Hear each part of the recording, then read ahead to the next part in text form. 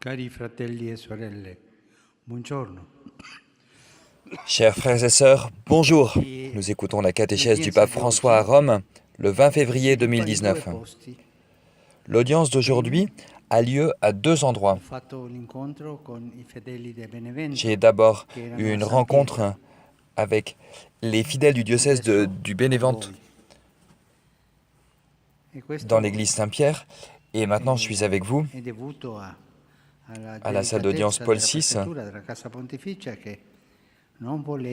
Et ceci c'est grâce à la délicatesse de la préfecture de la maison pontificale qui ne voulait pas que vous ayez froid.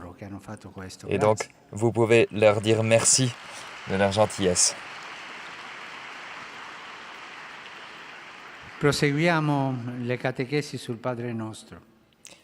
Nous continuons nos catéchèses sur le Notre Père.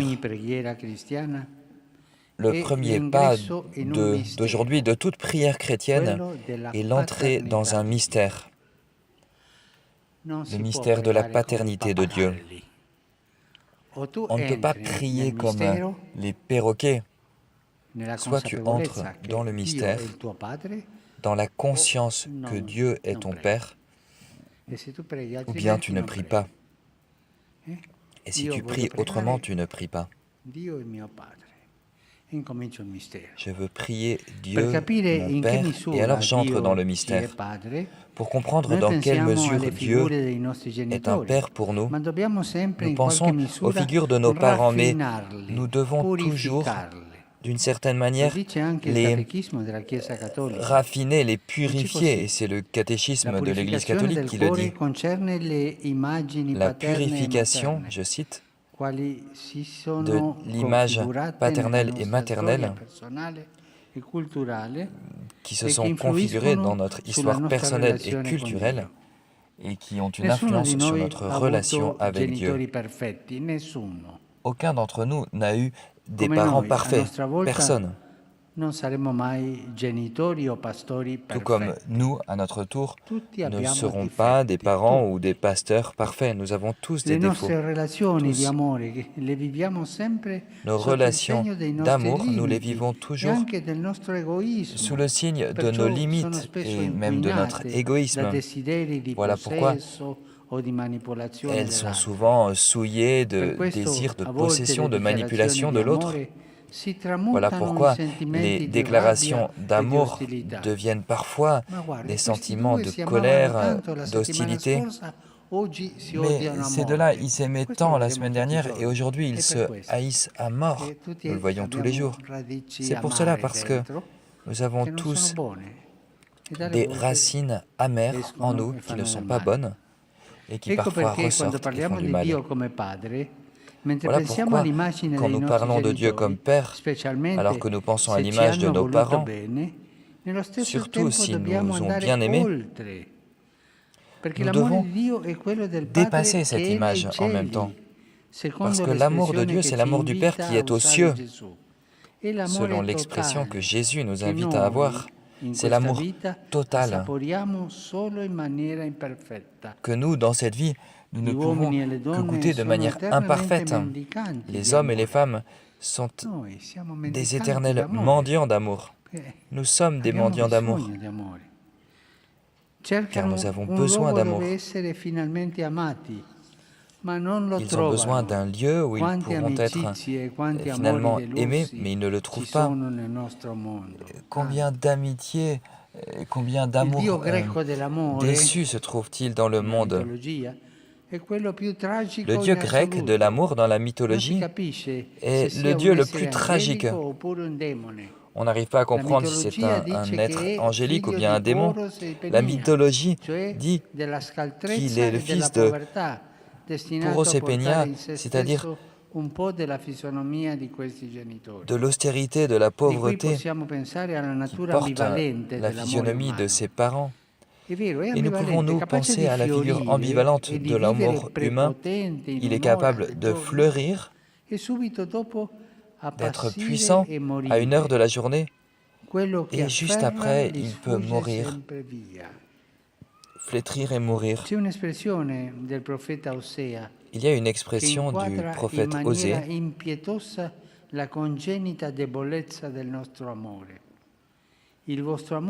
qui exprime la faiblesse de notre amour. Le prophète dit, notre amour est comme un nuage, et comme la rosée, et comme la brume qui s'en va à l'aube. Voilà comment est notre amour. Une promesse qui a du mal à tenir, une tentative qui peut facilement s'évaporer, comme quand au matin, le soleil emporte la rosée de la nuit.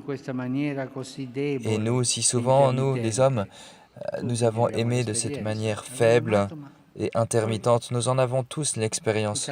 Nous aimons et ensuite, cet amour décroît, cet amour s'affaiblit. Nous avons tous cette expérience. Et puisque, alors que nous voulons aimer, nous rencontrons nos limites, nous rencontrons la pauvreté de nos forces, nous sommes incapables de maintenir une promesse. Une promesse qui, dans les jours de grâce, c'était facile à réaliser. L'apôtre Pierre lui-même a eu peur et a dû s'enfuir. L'apôtre Pierre lui-même n'a pas été fidèle à l'amour de Jésus. Il y a toujours cette faiblesse qui nous fait tomber. Nous sommes des mendiants qui, sur le chemin, n'arrivent pas toujours à trouver ce qu'ils ont cherché dès le premier jour de leur vie, l'amour. Mais il y a un autre amour, l'amour du Père qui est aux cieux. Personne ne doit douter qu'il est destinataire de cet amour. Il nous aime, il m'aime, nous pouvons le dire, même si notre Père, notre Mère ne nous avait pas aimés, il y a un Dieu au ciel qui nous aime comme personne sur cette terre n'a pu le faire et ne pourra jamais le faire. L'amour de Dieu est toujours constant. Le prophète Isaïe nous dit, écoutez bien, c'est magnifique. Une femme peut-elle oublier son nourrisson? Ne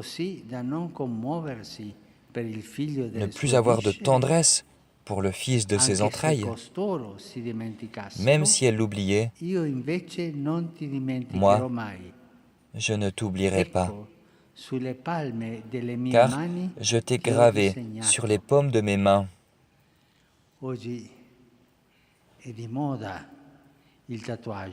Aujourd'hui, le tatouage est à la mode. Et Dieu dit, je t'ai gravé sur les paumes de mes mains.